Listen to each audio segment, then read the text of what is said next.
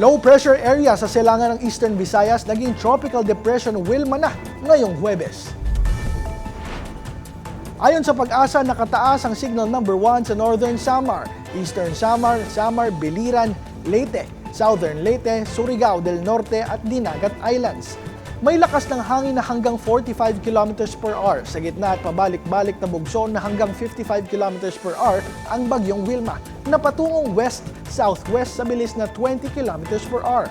Nagbabala rin ang Pag-asa ng malakas na ulan na maaaring umabot sa 200 mm sa Catanduanes, Albay at Sorsogon at 100 mm sa Masbate mula Huwebes hanggang Biyernes.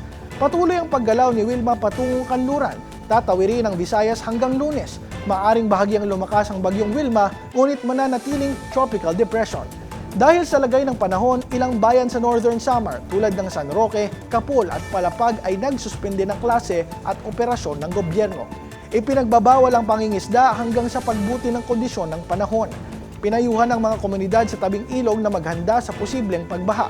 Pansamantala namang sinuspende ng Philippine Coast Guard ang mga barko na may gross tonnage na 250 tons pababa sa ilang rutang dagat sa Northern Samar.